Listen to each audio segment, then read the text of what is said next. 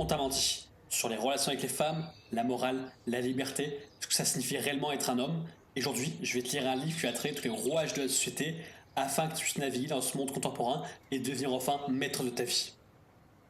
Dans cette vidéo, tu vas comprendre pourquoi le féminisme du 21e siècle est une arnaque et c'est juste un mécanisme de domination pour soumettre les hommes aux femmes. Ok, c'est parti pour le chapitre 2, la nature du féminisme.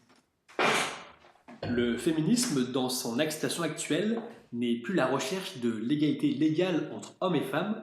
Cette égalité devant la loi est en effet acquise depuis déjà plusieurs décennies dans les sociétés occidentales. Le féminisme du XXIe siècle usurpe son nom. Il cherche en effet à se faire passer pour le descendant direct des luttes du début du XXe siècle qui ont permis aux femmes d'obtenir la pleine citoyenneté. Or, le mouvement féministe contemporain, lui, consiste à lutter pour que se maintiennent tous les éléments de la société qui favorisent les femmes, le fait que les femmes ne soient pas appelées à l'armée par exemple, obtiennent presque systématiquement la garde des enfants, bénéficient d'aides spécifiques, ou même qu'un ministère qui est spécialement dédié à leurs droits, ou encore, plus prosaïquement, le fait que les hommes payent pour elles au restaurant ou au bar, même si ça c'est pas forcément entièrement vrai, ça peut changer justement, parce qu'il y a quelqu'un qui est beaucoup plus vieux qui a écrit le livre, et l'idée c'est que les femmes sont de plus en plus féministes, que c'est la matrice qui la pousse vers ça. Et moi, ça m'arrive beaucoup justement dans l'idée de ne pas avoir à payer en fait et de pouvoir partager l'addition. Des femmes qui insistaient là-dessus, sur le fait de pouvoir partager l'addition. Et même ce qui est marrant, c'est que j'ai remarqué en général que lorsque tu payes, c'est le gars que tu vas baiser. Et qu'il y a beaucoup de femmes justement qui vont plus vouloir soit comprendre qu'en fait elles veulent juste aller gratter un verre ou gratter un poste, c'est ce truc qui arrive.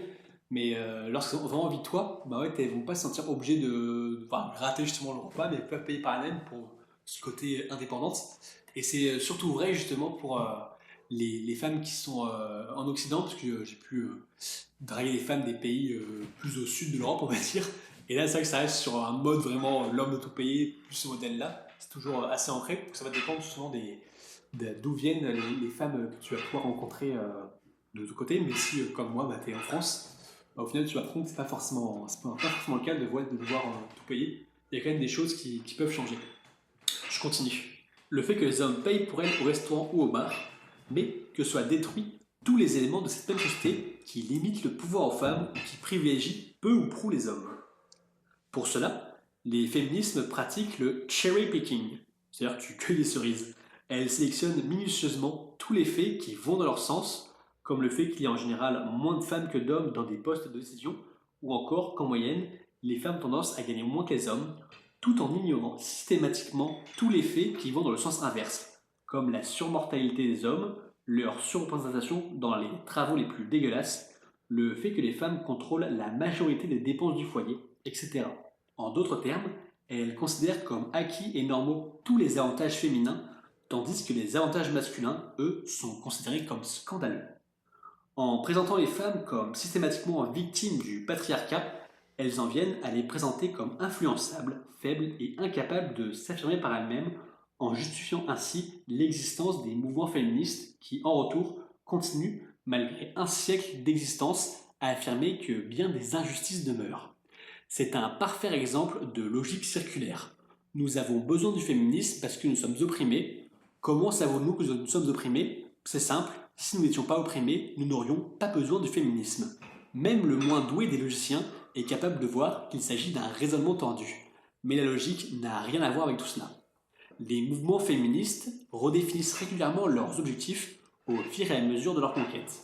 Le modus operandi des mouvements féministes implique généralement de mettre l'accent sur l'incompétence ou le manque d'intérêt dont font preuve la plupart des femmes dans des domaines où, à l'inverse, les hommes tendent à exceller. Une fois ces points identifiés, ils sont dénoncés comme d'horribles injustices. Une fois la pseudo-injustice corrigée par l'attribution légale de nouveaux privilèges féminins, d'autres cibles sont déterminées et le processus se reproduit. Ce processus n'a pas et n'aura pas de fin. Tant que les hommes excelleront dans certains domaines ou auront des capacités ou des tendances que les femmes n'ont pas, que les féministes jugent souhaitables, confortables ou valorisantes, ces spécificités seront dénoncées comme des injustices immorales, alors même que les domaines d'excellence des femmes, eux, ne seront jamais remis en question. Ainsi, les mouvements féministes, même ceux qui se déclarant égalitaires, militent pour qu'il y ait 50% de femmes au sein des conseils d'administration des entreprises, mais ne lèvons pas le petit doigt pour qu'il y ait 50% d'hommes dans l'enseignement. Elle souhaite plus de femmes en politique, mais pas parmi les éboueurs, et ainsi de suite. Cela veut dire que le féminisme n'a jamais de vrai combat. Dans certains cas, les scandales dénoncés sont réels, mais les mouvements féministes sont très doués pour viser s'en tirer, ou encore faire d'une bonne cause un mauvais procédé. Ainsi, on a vu à la suite de l'affaire Weinstein fleurir non pas une réflexion profonde et intelligente sur les rapports entre la sexualité et le pouvoir, mais bien à l'hystérie, hashtag balance ton porc et hashtag MeToo. On a de même vu des mouvements féministes se retirer de la lutte contre le harcèlement de rue au motif que cette lutte pourrait les faire sembler racistes, montrant par là même qu'ils n'accordent plus de prix à leur image qu'à la sécurité des femmes. Idem, les charges régulières concernant les problèmes de l'anorexie et ainsi de suite.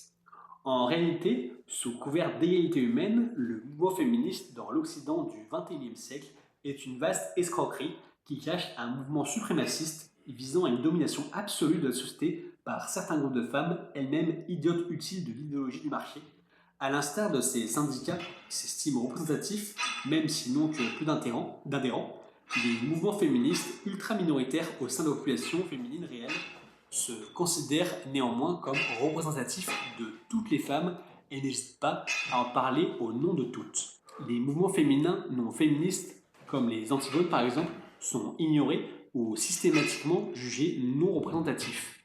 Les mouvements dits féministes considèrent qu'il existerait un intérêt commun à toutes les femmes, quel que soit leur milieu social, leur religion, leur culture, leur idéologie, et ainsi de suite. De même, ils considèrent qu'il existerait un réel intérêt commun à tous les hommes, de l'ouvrier au trader, du journaliste au policier, du médecin au mineur. Tous auraient en commun de bénéficier des privilèges du patriarcat, l'équivalent féministe du grand méchant loup, ferait pleuvoir sur eux seulement ou simplement parce qu'ils sont des hommes. Mouvement authentiquement totalitaire, en cela qu'il fait que sa ligne idéologique est préférable au réel, le féminisme du XXIe siècle est, pour tout tenant de la pile rouge, à considérer comme l'un des marqueurs les plus emblématiques de la décadence occidentale. Est en effet décadente une société qui nourrit en son sein et même soutient et finance des mouvements visant à la détruire. On emploiera généralement pour parler en termes de féministérie, voire de féminazisme.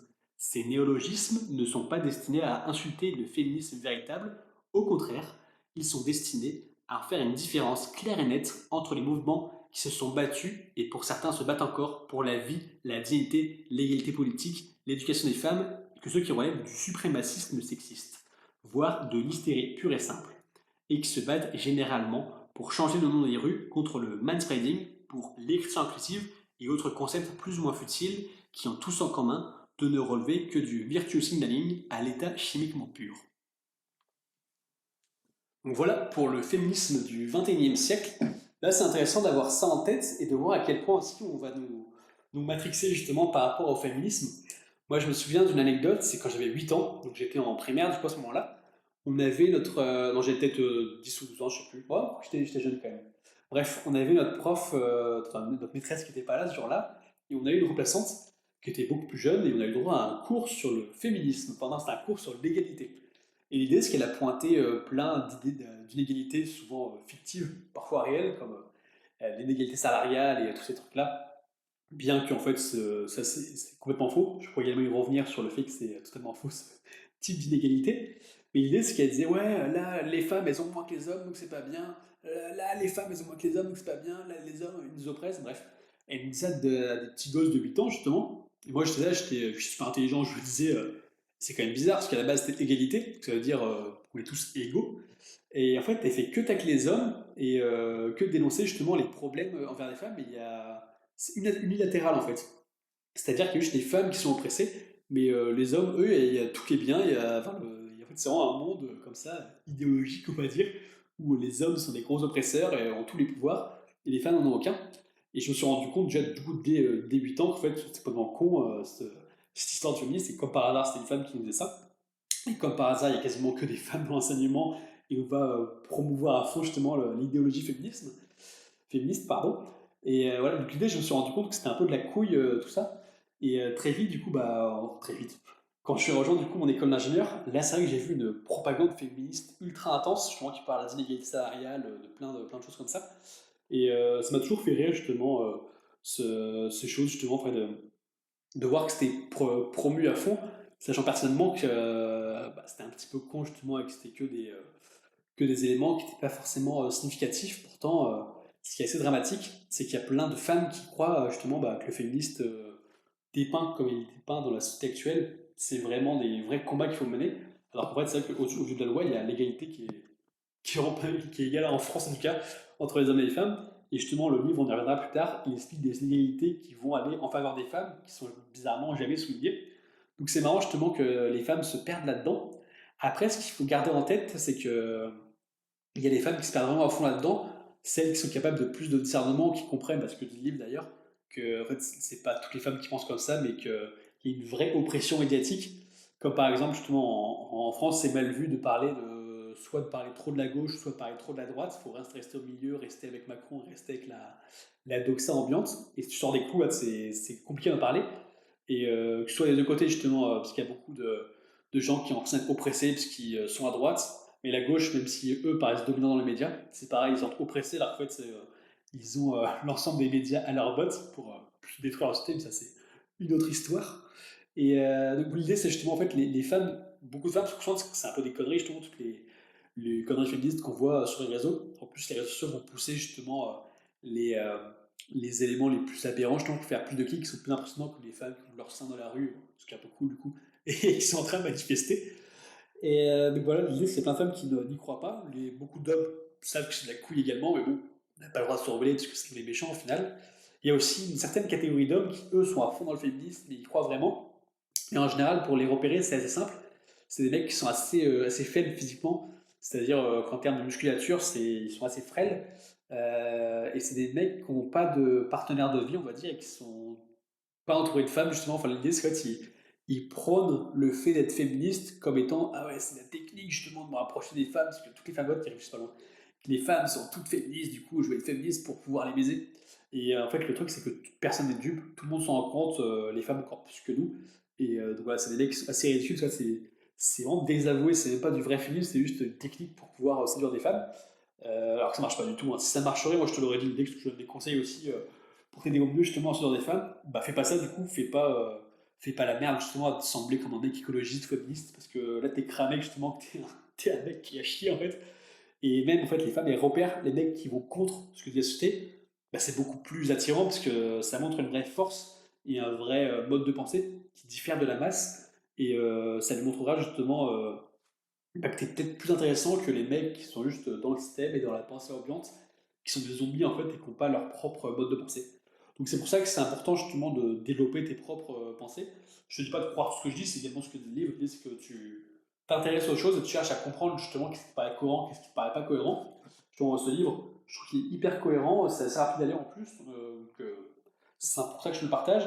Encore une fois, si jamais tu as envie de le lire par toi-même, tu as un lien dans la description, tu as juste à cliquer et tu peux récupérer un exemplaire du livre. Et donc voilà pour ce chapitre et on va pouvoir passer au suivant.